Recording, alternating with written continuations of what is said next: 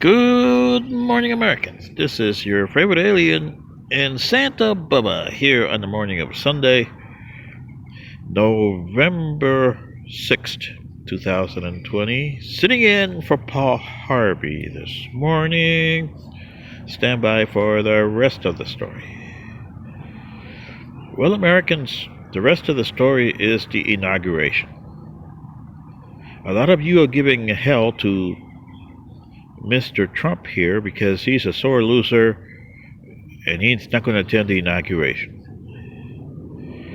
In your history, and this is what the newscast is not telling you, there's been 3 presidents that have not attended their successor's inauguration. And this is the rest of the story. In 1801, Thomas Jefferson won a very ugly election in 1800 with John Adams. Thomas Jefferson was John Adams' vice president from 1797 to 1801. But he ran against him in 1800. Or actually, in those days, whoever came in first was president and second was vice president. Well, in this case, John Adams had a first rough 4 years, just like Trump did. And just like Trump, John Adams was almost exactly like Trump. He hated to lose, and he was always right. And he did all kinds of awful things in his office during 1797 to 1801, so the people lost confidence in him. He came in third behind Thomas Jefferson and Aaron Burr.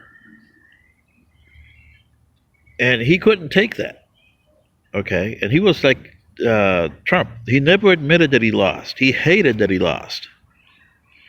But then to add insult to injury to him, his son Charles Adams died of alcoholism. So he was kind of a very angry man. So he didn't, on the morning of March 4th, 1801, he at 4 a.m. in the morning, took the early coach out of Washington, D.C. to Baltimore, Maryland. And for the next 25 years, established barbs with Jefferson. And when he died in 1826, the last things that he says is, "Darn, Jefferson still lives." Unfortunately, Jefferson had died a few hours earlier. They both died on the same day, and they both had a grudge against each other. And that's like Trump. He'll have a grudge against Biden and a grudge against the electoral system for the rest of his life, just like Adams did. Now you go to the election of 1828.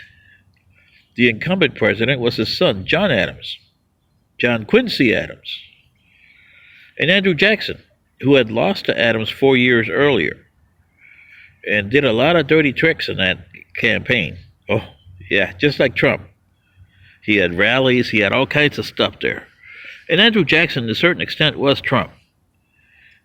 And he was the version of Trump that says, "Let's make America great again. Let's take out, like the Trump says, let's get us out of the peace accord, and let's get us out of the nuclear deal with Iran." Well, Jackson was the same way. Let's get rid of those savages.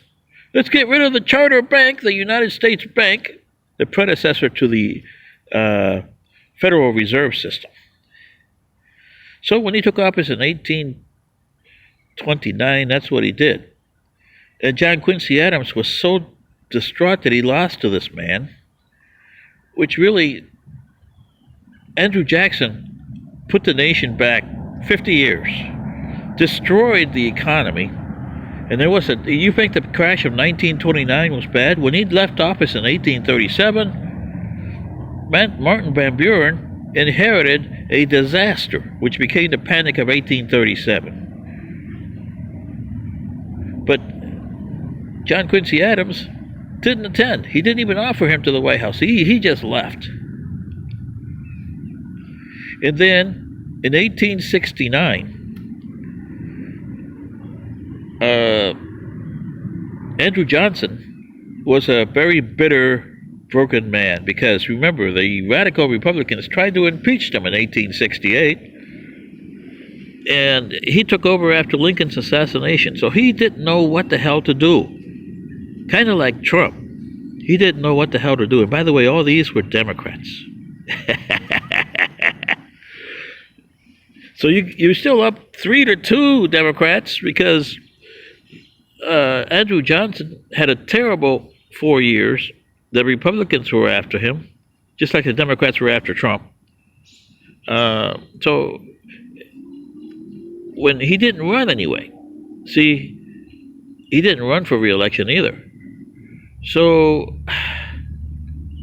the problem is that he didn't attend the inauguration of Ulysses S. Grant, which ushered in 8 years of disasters, or actually almost 30 years of disaster for the United States.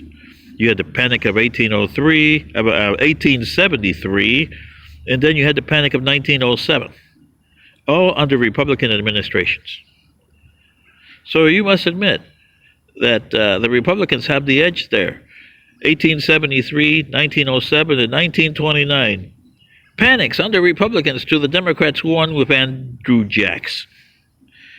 And this was the rest of the story, Americans. You had 3 presidents that were so consumed with hate and grudge that they didn't attend their successor's inauguration. So see, Trump's not alone. He's just the first Republican that's doing this.